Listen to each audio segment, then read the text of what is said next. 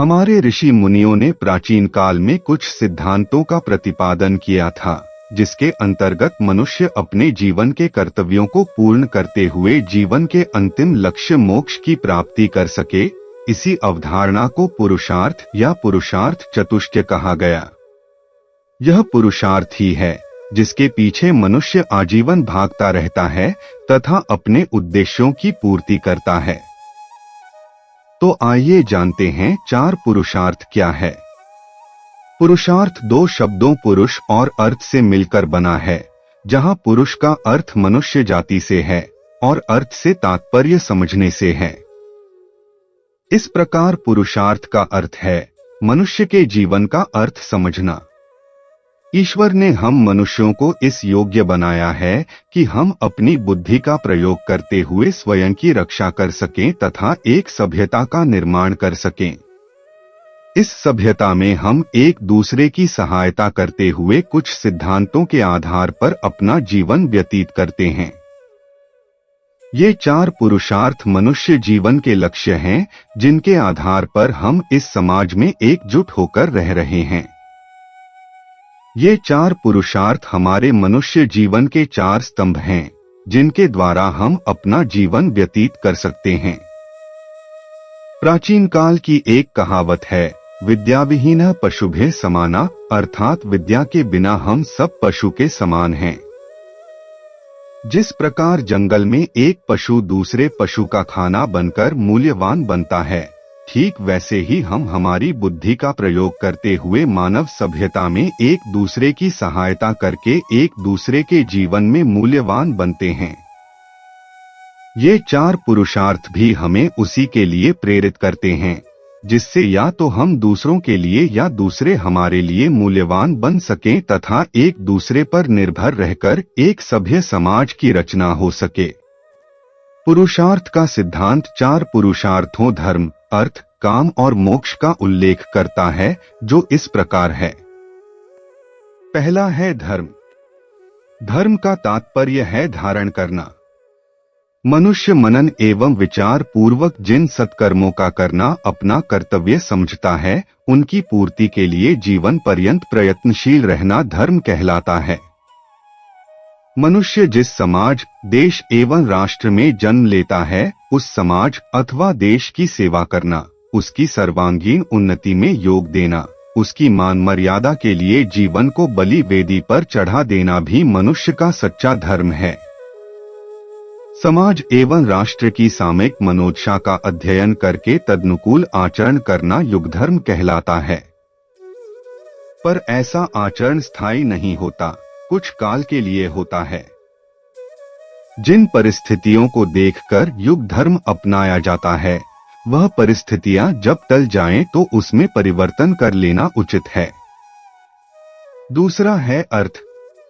आज संपूर्ण विश्व अर्थ के पीछे बुरी तरह पागल हो रहा है। साधारण मनुष्य ही नहीं, बल्कि अपने को पूर्ण त्यागी अथवा जनता के सेवक कहने वाले भी अर्थ के दास देखने में आते हैं। वर्तमान युग में अर्थ की ऐसी मान्यता देखने में आ रही है कि किसी कवि का यह कहना सत्य ही जान पड़ता है, संपूर्ण गुण धन में ही समाये हुए हैं। आज समस्त संसार में जो अशांति का वातावरण फैला हुआ है और मनुष्य भले बुरे का विचार त्याग कर स्वार्थ साधन में लिप्त है, उसका कारण यही धन की लालसा है।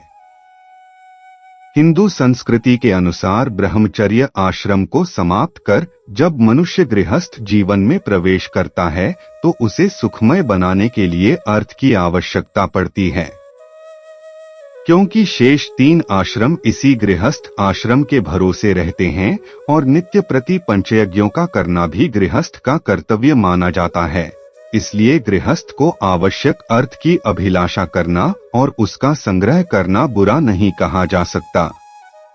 पर यह धन भी अन्याय अथवा अत्याचार द्वारा उपार्जित न हो, तभी वह समाज के लिए कल्याणकारी होता है। तीसरा है काम। काम का अर्थ है कामना युक्त, काम का उदय मन में होता है, इसीलिए काम को मनसिज भी कहते हैं। काम के मुख्यतः दो भेद हैं, एक वासना जन्य काम और दूसरा भगवत प्रेम। वासनाजन्य काम की पूर्ति विवाहित जीवन में होती है और भगवत प्रेम की पूर्ति ईश्वरोपासना में। पुरुष में पुरुषत्व होता है और नारी में नारीत्व। इन्हीं के द्वारा सृष्टि को स्थिर रखने के कार्य में वे योग दे सकते हैं, पर उनका यह कार्य तभी तक धर्मानुकूल मनाया जाएगा जब तक वह मर्यादा के भीतर हो। असंयमित काम को व्यभिचार की संज्ञा दी जाती है। इस बात का ध्यान पुरुष और स्त्री दोनों को ही रखना आवश्यक है।